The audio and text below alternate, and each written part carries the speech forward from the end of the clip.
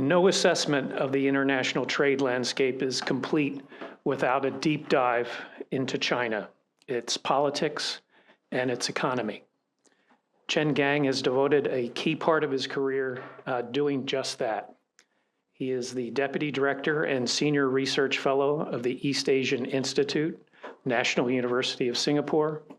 For nearly 2 decades, he has been tracing China's politics, foreign policy, environmental and energy policies, and publishing extensively on these issues.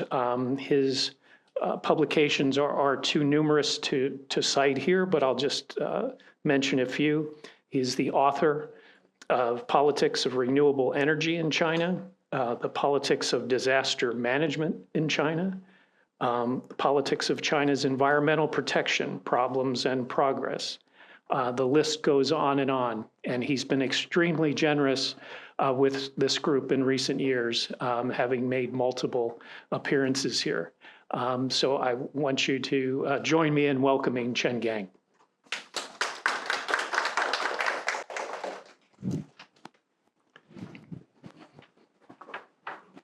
Thank you very much, Kevin, for your kind introduction. Very good morning, ladies and gentlemen. I'm so happy to be here again. And I'd like to thank the invitation from the National Press Foundation and Heinrich Foundation. I'd like to thank Mr. Johnson and Mr. Heinrich's effort to bring me here again.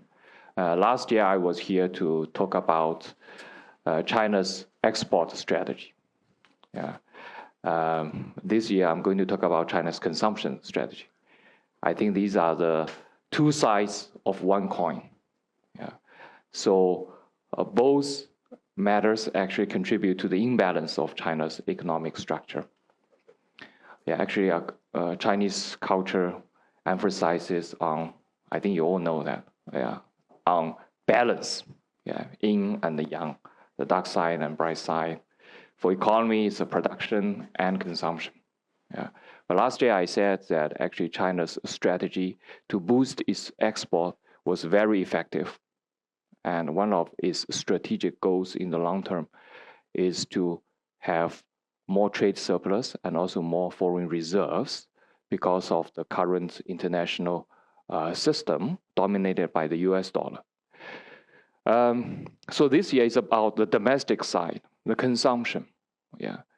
I think up to now, unfortunately, China's strategy to boost its domestic consumption has not been so effective as China's export strategy has been. So that has caused a huge imbalance of China's economic structure, as well as the tension you have seen in the international affairs, especially now between the United States and China, EU and China. So I think the global trade system is facing huge challenges, not only by the trade itself, but also by the domestic consumption issue in China. So that's why I think today's topic is not only related to China's domestic economic governance, but also have huge global implications as well.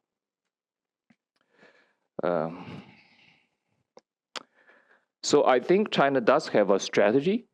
I think everything in China is strategic. Chinese government has a plan, has a strategy. And the Chinese government does realize that it has huge problem in the domestic consumption policies. So if we look at, it doesn't mean that Chinese government does not have a consensus on whether to boost the consumption, but sometimes on how to boost the consumption. I think Donald Trump's high tariffs actually serves as a warning call, waking up call for China to rethink its economic strategies. So you may have a lot of criticism on Donald Trump's high tariff policies, but actually on this point, I think it does force China to rethink its strategy, economic strategy, which has been over-reliant on the export for the past 2 decades. And we all know that it is not sustainable. And with the high tariff, not only from the United States, maybe from the EU as well, and also from some major trading partners, China cannot only rely on the export to boost its economic growth anymore. Every year, China has a 5% economic growth target. So how to achieve that? You cannot only rely on export. You have to boost consumption. But now the problem is that it's not realistic to expect a consumption spike in the short time due to the lack of political will and consumption culture in China.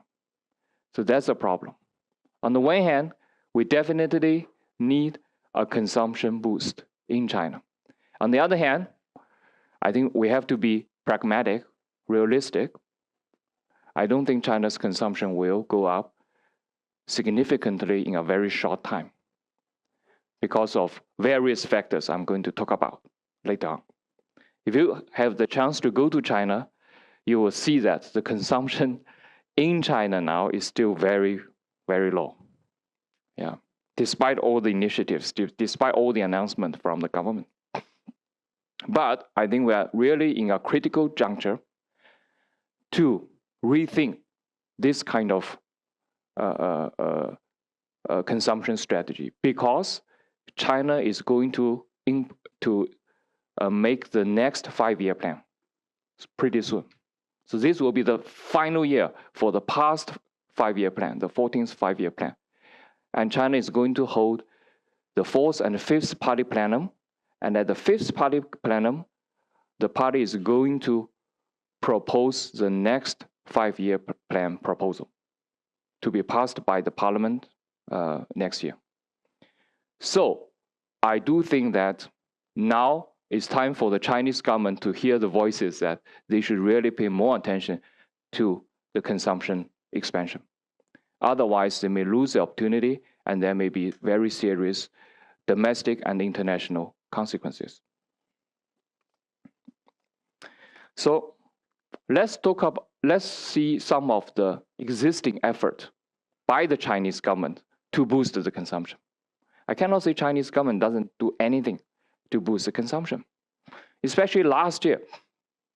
I think last year, Chinese government already realized that the consumption is really, really weak. And if they cannot boost the consumption, they may not be able to fulfill the 5% growth target. So in September 2024, I think if you follow Chinese financial news, you probably still remember that moment. Yeah, the stock market, everything went up. Yeah, all of a sudden, just before China's National Day celebration, the central banker, Pan Gongsheng, announced a very big stimulus package, totaling RMB 12 trillion yuan, about US 1.65 trillion US dollars. Yeah, so in a very short time, I think the market was boosted, and people thought that problem would be solved. But the reality is that it was a very short-lived spike of market as well as people's confidence.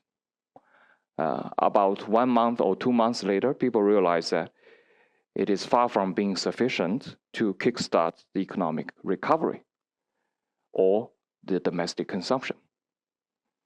So if we look at it, we can see that first, if we look at the number, it's only about 12 trillion yuan. But if we look at the total government debt of China, I think you all know that China has huge domestic debt problem as well these days. Yeah, due to the downturn of property market and also the overcapacity of factories. So if you look at the local government debt size, has nearly doubled since 2019, rising from 21 trillion yuan to more than 40 trillion yuan at the end of 2023. So 40 trillion yuan local debt, only 12 trillion yuan stimulus. So do you think that's enough? Definitely not. Yeah. So I do think that the Chinese central banker knows that. Yeah. He look at the numbers every day. Yeah.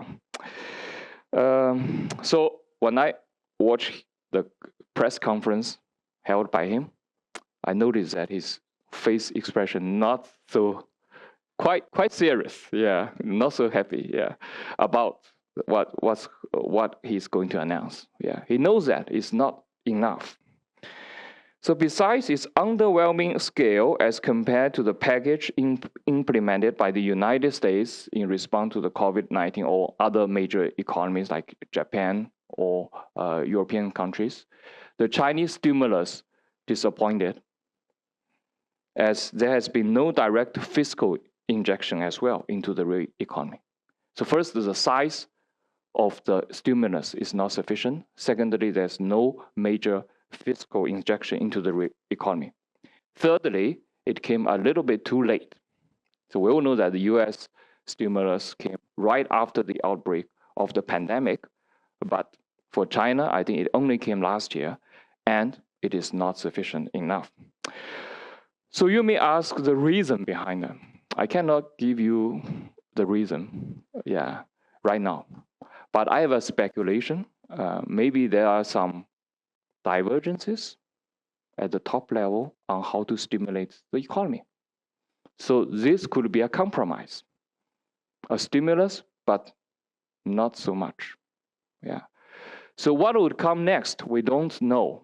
Now it's already June 2025. So already, I think, more than 9 months after this stimulus, and all the economic indicators indicated that the economy as well as the consumption is pretty weak in China right now.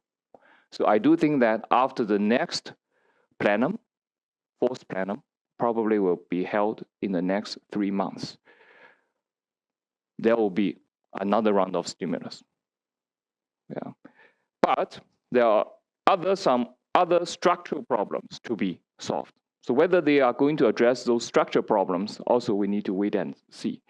So here we can look at the China's household expenditure per capita.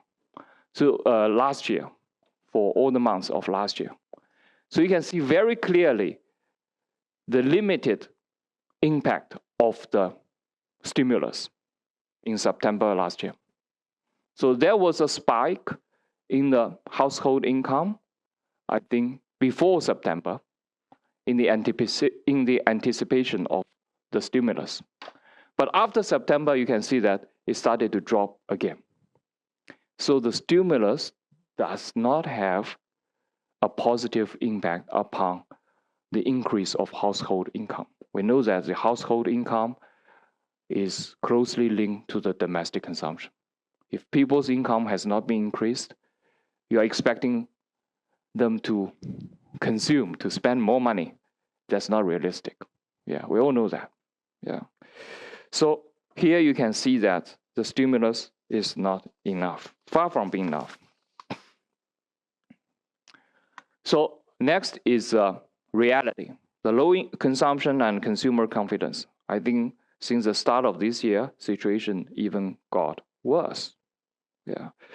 The capital city, Beijing's total retail sales in the first quarter of 2025 dropped 3.3% year on year, 3.3%.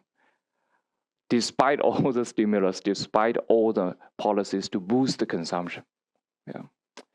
Shanghai, another major city in China, the economic hub, experienced a year-on-year decline of 1.1% in its retail sales in the same period. Shanghai is not so much better than Beijing. And if we look at the luxury market, yeah, I think all the luxury brands used to love Chinese market very much. Yeah.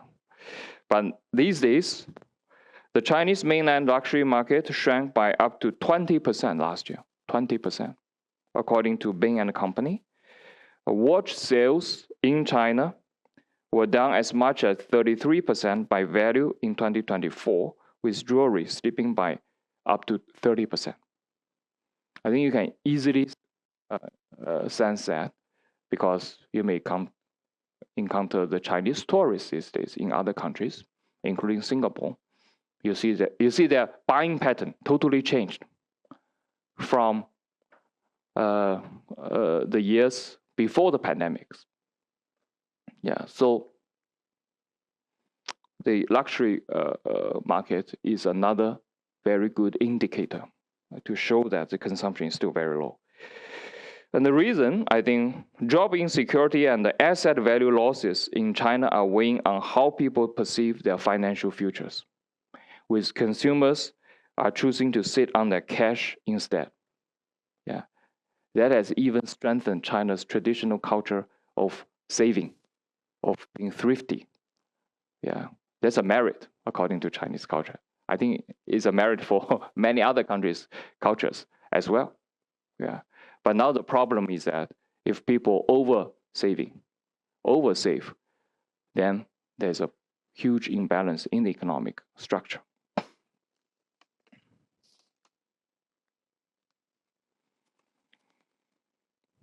Yeah, so here you can see that China's consumer confidence index actually plummeted since early 2022. There was a huge dive of the confidence index, consumers' confidence index in early 2022. And then after that, it didn't recover. So please remember this timing. Yeah, why early 2022? There was a turning point. Yeah, later on, this timing will come to our discussion again. Yeah, but there is a dip after that. So even today, you can see that the consumer's confidence index has not been recovered. So this is official survey data. Yeah. So I think everyone in China, even inside China, agrees that the consumption and consumption confidence is very, very low right now.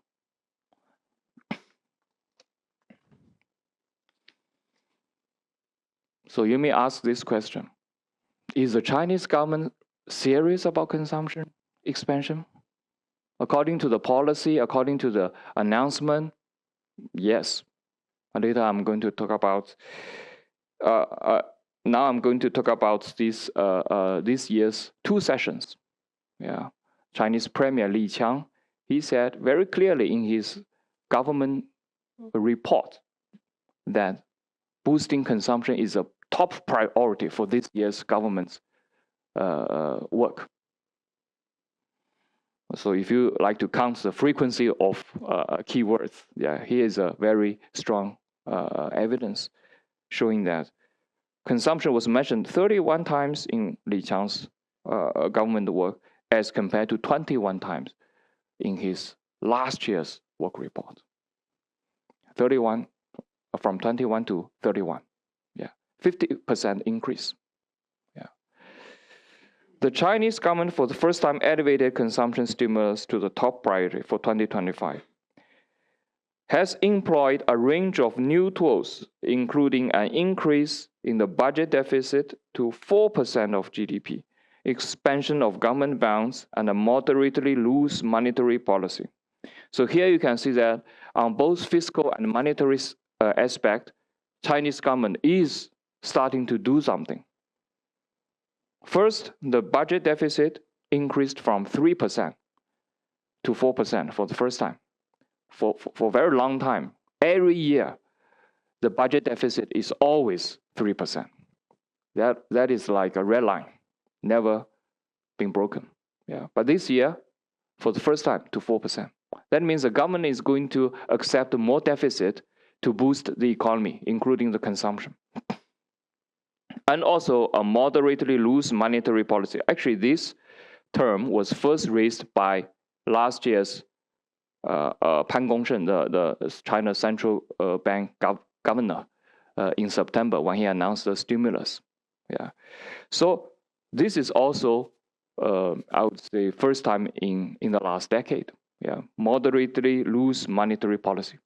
But when we really look at the monetary policy, it has not been loosened enough to boost the economy. Yeah, like the benchmark interest rate has not been lowered significantly to boost the economy. So I would say that stringent policies are still being adopted in many areas relating to China's finance. Yeah, so this is complicated. So these reports still largely support supply side activity. So this is another problem. There are more stimulus packages, but still focusing on the supply side, the production, rather than the consumption. Yeah, and we all know that in the past, a lot of stimulus were focusing on China's infrastructure, like bridges, highway, ports. And for this round of stimulus, is no exception. I once thought that the leadership has been rethinking about the overconstruction of infrastructure. But now we see that much of the stimulus still focusing on the infrastructure, like canals, roads, and ports. Yeah. So it's very different. It's very difficult for a government to change its mentality. Yeah, there is a momentum. Yeah, if you're good at doing something, you will continue to do that. Yeah, for a very long time. So there's long-standing mismatch between supply-side oriented policy tools and the lack of direct income support or welfare enhancements that can boost consumers' confidence. Yeah. So I do think that the government needs to pay more attention to the increase of citizens' income. That's the key. If you don't have money in your pocket, you're not going to consume. Yeah, that's very easy. Secondly, I think for social security system, it's far from being perfect. Yeah, the pension system, the healthcare.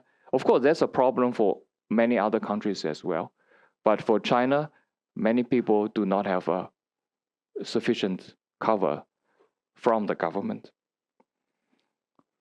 So in contrast to the 500 billion yuan fund Beijing planned to raise to recapitalize major state banks this year, the government raised the monthly minimum pension by only 20 yuan to 143 yuan. That was like 20 US dollars. Yeah, that's written in the government's report this year.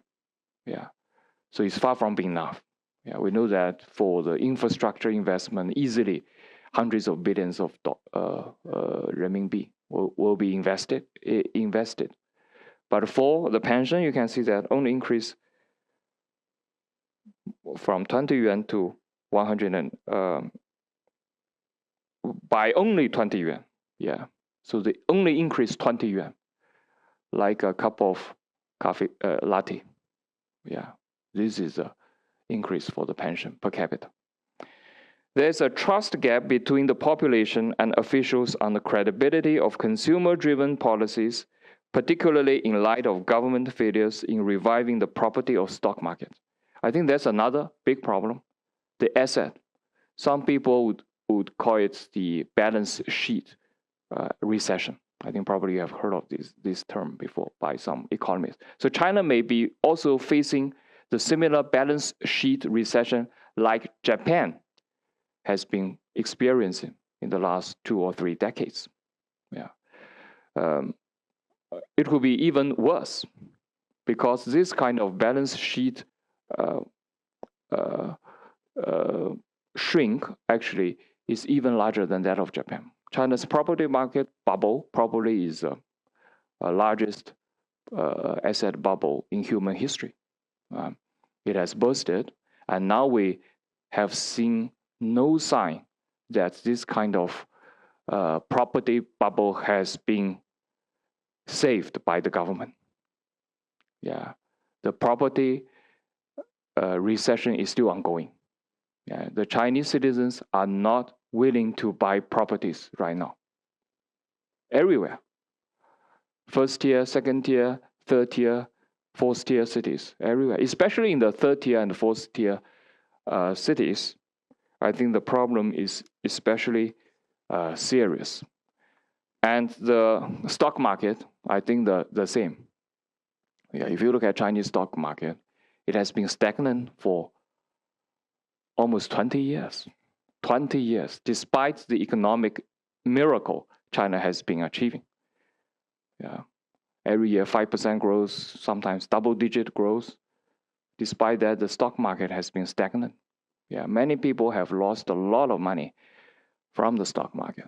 Yeah, so that also hits people's confidence of consumption. So there's confusing. I do think that there's confusing policy signals from the Chinese government. Yeah. On the one hand, you can see that the government has been talking about consumption expansion.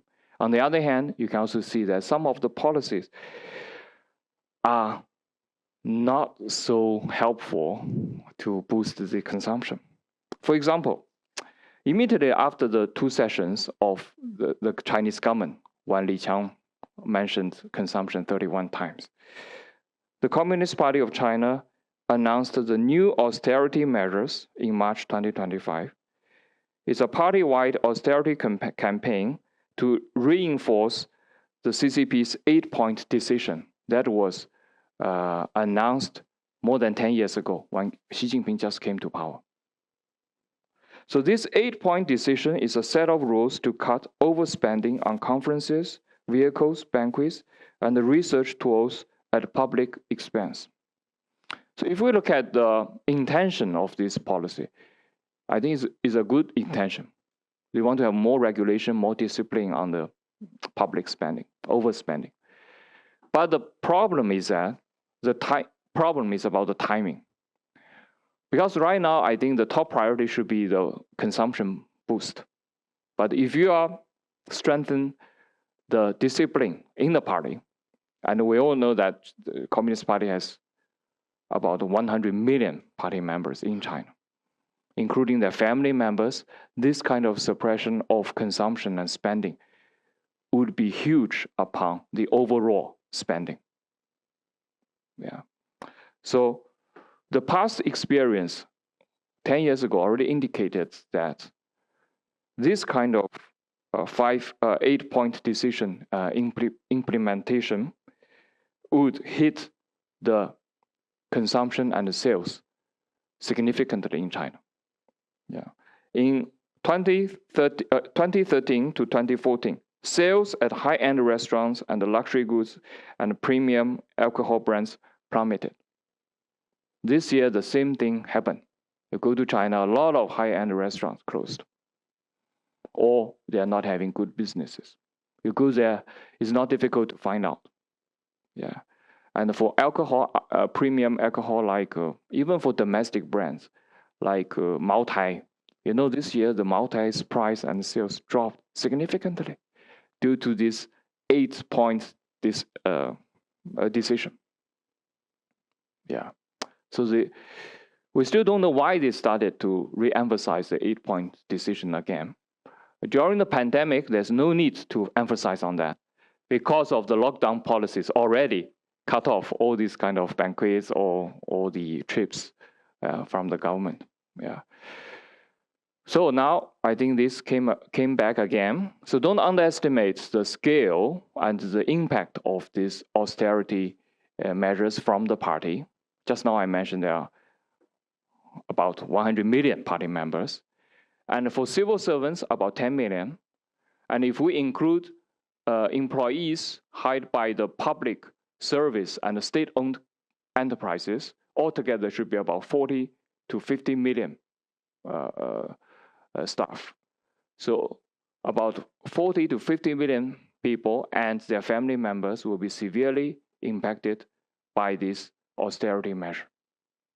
Yeah. So that's why I said in the very beginning, it's not realistic for us to expect that there will be a consumption spark in the near future in China. So there's a ripple effect for this kind of austerity issue. There will be a psychological and economic ripple effect. Yeah, in China, I think people all look at how the government officials behave. Yeah, if they're cutting off spending, cutting off dinners, gatherings, I think everyone else would like to follow. Yeah. So you can see that especially for the number of restaurants, that closed hit a record high nationwide, approaching 3 million in 2024. 3 billion. In first-tier cities such as Beijing, Shanghai, Guangzhou, and Shenzhen, the monthly restaurant close rates sometimes exceed 15%. It's a very alarming figure. 15%. We all know that Chinese people like to dine out, just like Singaporeans here. But now the restaurant business really, really bad in most Chinese cities.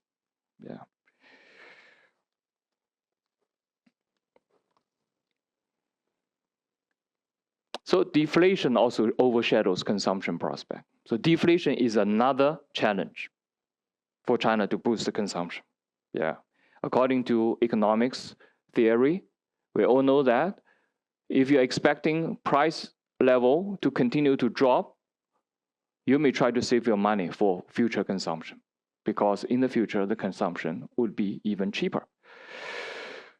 So first, you can see that if we look at this year's government work report, the Chinese government has lowered the targeted consumer price for the first time. The CPI increased from 3% to 2%. So every year they say we are going to control the inflation. At most, inflation can hit 3%. This year is 2%, which means that no one really thinks that China is having inflation. It's either deflation or some people use the disinflation. So the price level in China is continuing to drop. That also has a huge impact upon the global economy as well. We all know that in most economies we are experiencing inflation. We all worry that inflation is too high. In China, it's the opposite. They all worry that the price could drop too fast.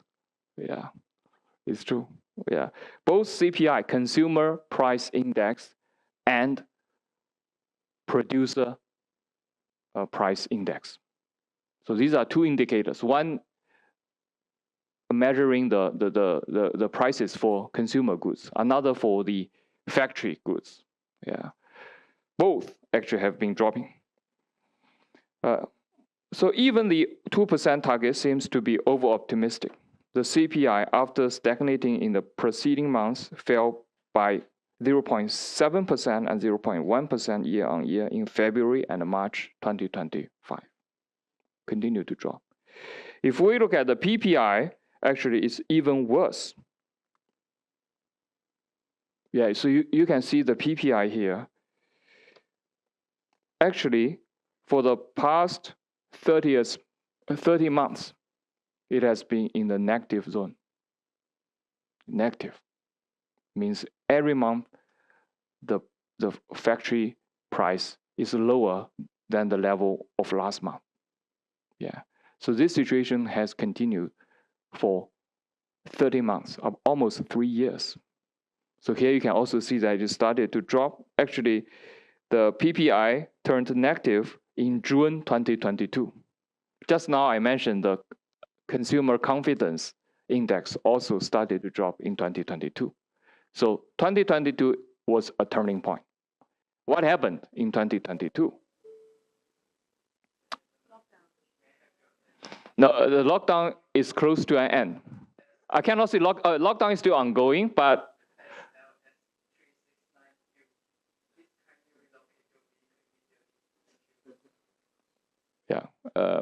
but lockdown has been there since 2020. So you can see that in the beginning it's still okay. Lockdown is one factor, but another factor would be the crackdown of major businesses inside China.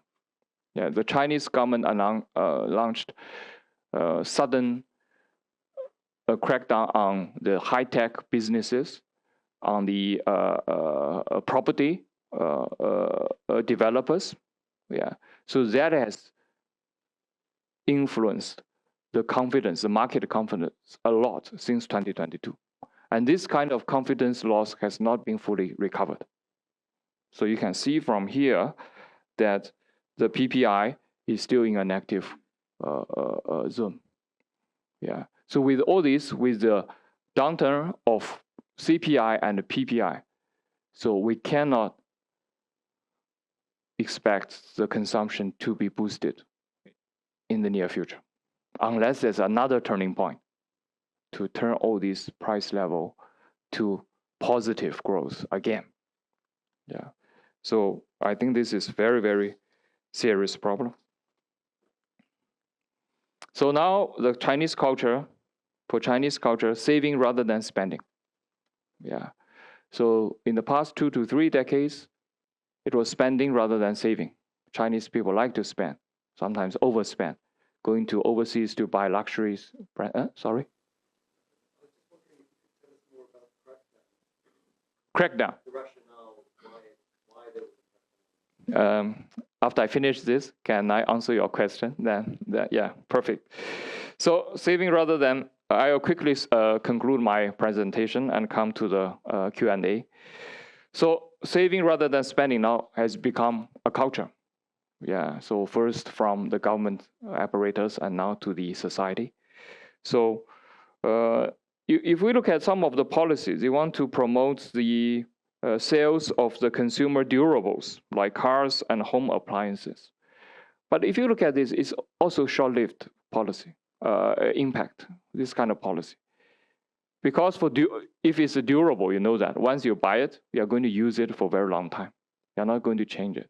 Yeah. So I don't think the current policies right now to boost consumption is very effective. Yeah. So that's why we're going to see the dip of the consumption and the confidence or the price indicators again, yeah, this year. Actually, the situation could be even more serious this year than last year.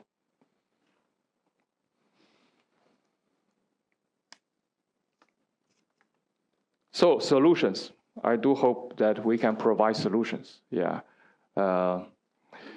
First of all, I think since it's a structural problem, I think China needs to reform this kind of economic structure. I do think China has a market economy, but China's market economy is very different from many other countries' market economy. Some economists like to use the word state capitalism to describe China's economy. In China, China used socialist market economy with Chinese characteristics to describe that.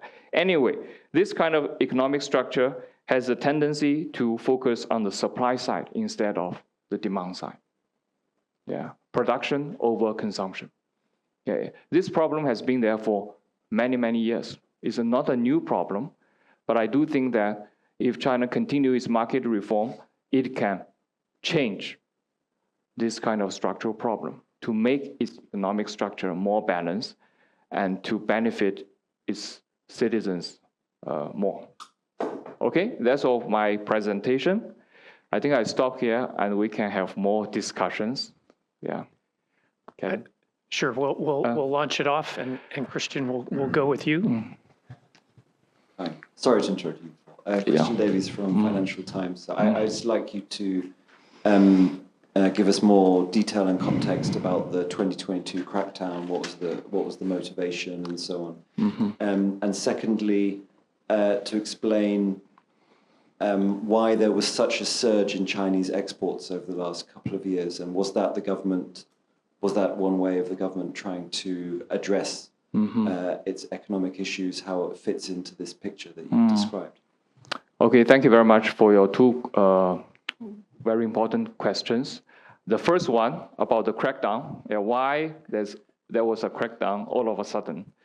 I think one reason is that if we look at the business in China, before 2022, there was a huge expansion for all these big businesses. You may remember that. The online platforms like Alibaba, Didi, they went overseas for IPOs. Also, their sales, their revenues hit new highs. From the Communist Party's perspective, they think that there was a problem of over-expansion of capitals inside China. So it needs to be regulated. I think that's the main reason. Of course, there are other reasons like data security. Why they crack down on the cyber tycoons? One reason is that the government wanted to tighten the cyber security at that time. They think some of the platforms may own data that can damage China's national security, and they are not being regulated. So there was a crackdown. For the property market, there was also a crackdown on the property developers, like Evergrande or Country Garden, all these developers. I think also is related to the overexpansion of capitals. The government thinks that some of the business has been grown too big to fall, and also too big to be regulated by the government. Go there. So that's why I say, in the end, that China's economic structure is still a state capitalism. Yeah, it is capitalism, but the capitals needs to be under the control of the government. So I think that's a fundamental reason of the crackdown at that time. So that's why we were seeing a turning point. Yeah, in 2022. Before that, China's economy was very good. Yeah, I think China performed better than many other major economies in the beginning of the pandemic. So all of a sudden, there was a crackdown and also the lockdown. I agree with you. Lockdown, especially the lockdown in Shanghai, actually hurt a lot of people's confidence about China's economy. Your second question is about there was a surge of export because you didn't come to my presentation last year. Last year, I was focusing on the export. Yeah, I think there was a strategy to boost the export from the Chinese government. Probably you have heard the Made in China 2025. So after the announcement of the Made in China 2025, there was huge international repercussion. Yeah. So that has caused some tension with other countries. So after that, the government does not talk much about the Made in China 2025, but actually the strategy, the plan is still there. And so this year is the 2025. That's why you are seeing the Chinese export going up, especially during the pandemic. So we thought that during the pandemic, most of the investment or the production activities have come to a halt because of the lockdown. In reality, according to my survey or my trips, I can see that actually in many places, the situation was the opposite. They were speeding up the construction, they were speeding up the implementation of new projects, manufacturing projects, many of which aimed at overseas market. Yeah, so that's why we are seeing a spark of the new three: EVs, batteries, and the solar panels. Yeah, and China is shifting part of its production lines to other parts of the world, especially in Southeast Asia. But they still want to retain the most valuable part of their supply chains inside China. Yeah, so this is a strategy. So that's why we are seeing that the export is going up, yeah, rather than coming down. I think pandemic actually gave some of the industries in China more time to expand their investment and their production capacities. Yeah. Hello, this is Mehidesan. I'm from Bangladesh. But I want to know one thing, that you said despite economic growth, the stock market of China was stagnant a long time. But can you explain the details why the stock market was stagnant? Stock market, yeah. The stock market is very complicated. If we look at China's policies, stock market is very important. They always wanted to boost the stock market. But I think there are several problems. First is the corporate governance problem. Yeah. if we look at the world, for those countries that perform well in stock market, usually they are more, the corporate governance is more transparent and is credible, the numbers. If we look at China, I think even if the company is making profit, you cannot really trust the annual reports, the quarterly reports, the released. Yeah. And there were several rounds of meltdowns in the stock market that make people scared about investing in stock market. Yeah. So these days, if you want to persuade a person in China to invest in stock market, you need a lot of effort. Yeah. They don't want to do that. Of course, there are some other reasons. I do think that the dividends level of most Chinese companies needs to further lift it up. Yeah, so this is also very important. In China, there are so many fast-growing companies, but the dividends are not so satisfactory. And also, I do think that the government needs to have more positive policies to support the stock market. Yeah. So in China, sometimes when people buy stocks that make them lose money, no one would show any sympathy towards them. They think, oh, you're speculating. That's why you're losing money. So the culture also is not very good for the stock market investors. I do think that China needs to change that. Yeah. Rachel, go ahead. Hi, I'm Rachel from the U.S China. I have two questions. The first, I want to ask about that consistent mismatch between government statements about consumption and the actual policies and their effect. What is at the heart of this mismatch? Is it simply that the Chinese government has a loftier goal than the policy tools available? Or is its vision of the economy is state-led? It emphasizes advanced manufacturing, high-tech, and it undervalued consumption. That's the first question. The second is people are putting their hopes on lower-tier cities, that they're emerging, that the growth in consumption in some of the lower-tier cities is actually higher than some of the first-tier cities. What do you see about that phenomenon? About first question, I think the central government has a vision of boosting the consumption and to some extent also to increase people's income. But when all the policies from the central are being implemented by the local governments, local authorities, sometimes it can become very difficult.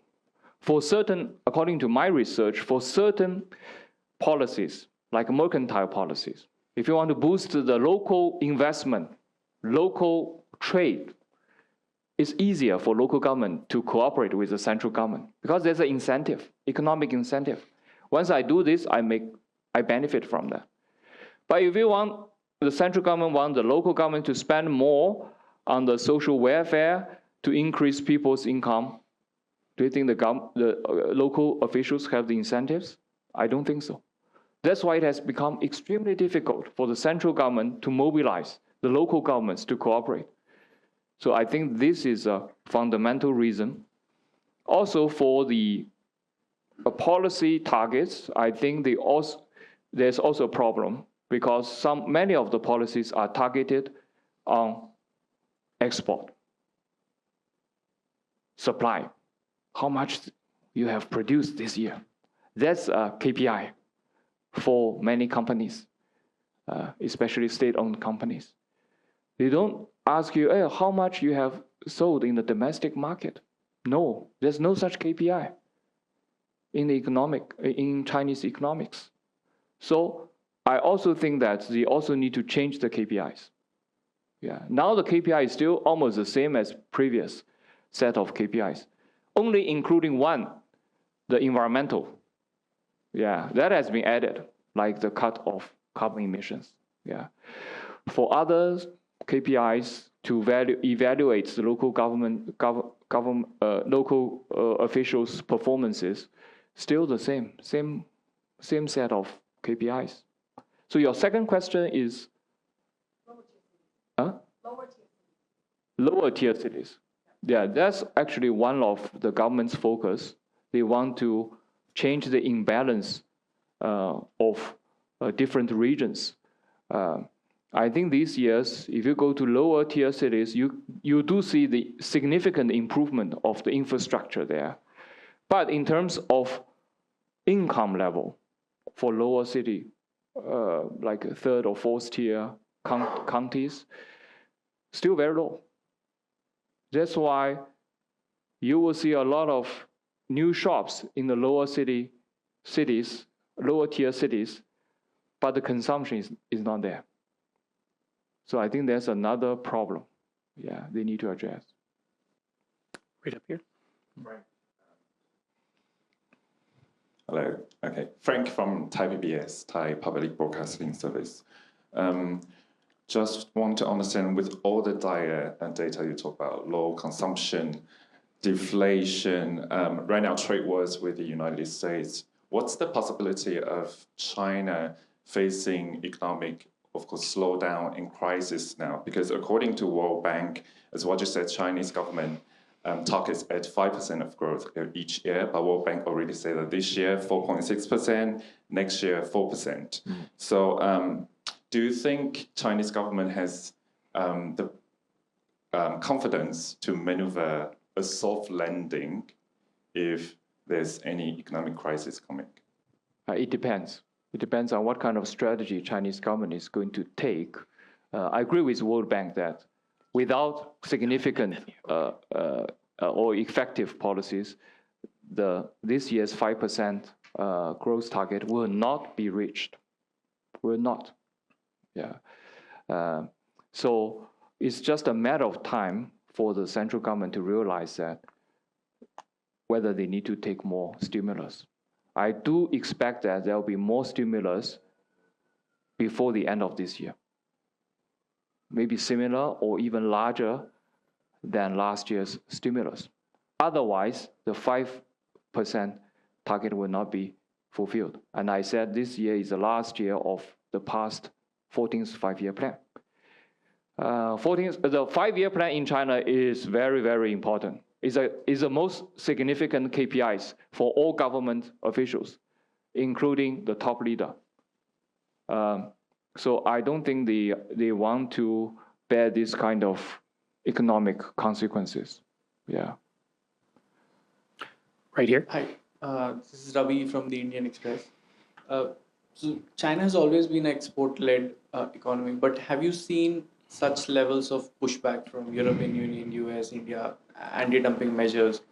And do you think in this kind of global environment that Chinese export story will continue, or will there be a hindrance? Because conventional economics says that if there is a demand, there will be a supply, even if you use any measure, anti-dumping, whatever. So what is your take on the exports? Yes, I also think that this kind of export expansion strategy is not sustainable in the long run. Yeah, that's why I think Chinese government need to focus more on the domestic consumption. You are right. The tension is not only between U.S. and China, even EU. Yesterday I talked to a European expert. He said European Union is very, very angry at the economic situation between EU and China right now. Yeah, so even some of the dialogues may be canceled. Yeah, so we can see from here that, especially with the global economic situation getting worse, I think more countries may have disputes with China on the trade issue. EU, India, or even some Southeast Asian countries. The trade imbalance is continuing, and there's no sign showing that this kind of trend is going to reverse. So I do think that China needs to consume more and also to import more. Both are important. Yeah. Kimberly, right over here. Hello. Hi, Yeah. Kimberly from the Wall Street Journal. Just a couple of questions. Do you see their focus on AI helping to boost domestic consumption? And the second question is, in terms of the Hong Kong Stock Exchange, because they've been boosting measures to try to get more investment into Hong Kong, to invest into China companies, do you still see this strategy going forward? Hong Kong investment in Hong Kong. Yeah, like foreign investors investing into the Hong Kong Stock Exchange, and then they have like the Stock Connect. Do you see this like an effective measure to try to boost interest in the Chinese stock market? I think the Hong Kong market, I think, is important financial market for the Chinese government, because you see that China's opening up strategy now is also facing some challenges. Also, it wants to expand opening up, because some foreign investors may lose the confidence in investing in mainland China, especially the financial market. So Hong Kong is becoming getting more important to play such a connector's role. So I do think in the future, and also you see that Hong Kong's economy is also not good, consumption as well. So I think there may be more measures from the government to boost the Hong Kong consumption as well as the financial market. But as I said, all the policies may have short-lived impact, positive impact, but in the long run, they need to fix the structural problems. Yeah. Your first question? Oh, AI, yeah. So I don't really think AI can have a very positive impact upon boosting the consumption. And with the application of more and more advanced technologies, you go to many of Chinese production lines, you see manless factories, production lines. Actually, that would even hit the employment market more. And AI is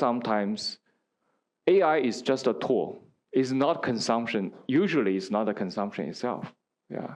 So that's why I think they still focus more on the consumption of commodities as well as services. Yeah. Right here. Hello.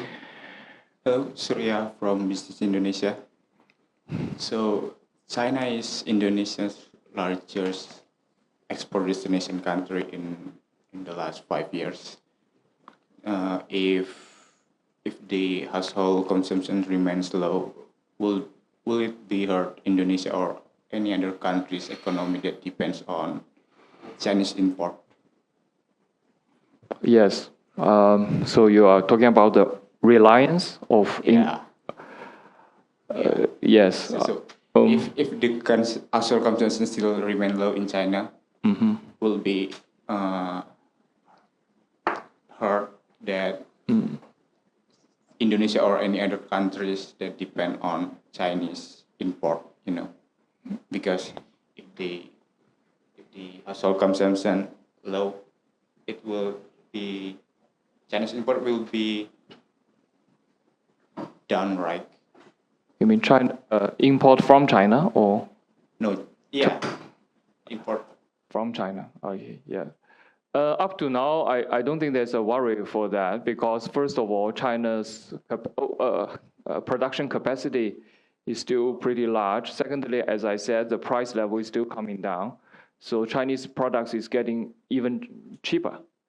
So I do think that if China has a economic recession, they may rely, if they didn't listen to what I just now said, continue to boost the export, they may try to export more to Indonesia or to countries like Indonesia. Yeah. So the import from China is not the problem. The problem may be Indonesia's export to China. Yeah. China may reduce the import more. Yeah. Because of the low consumption.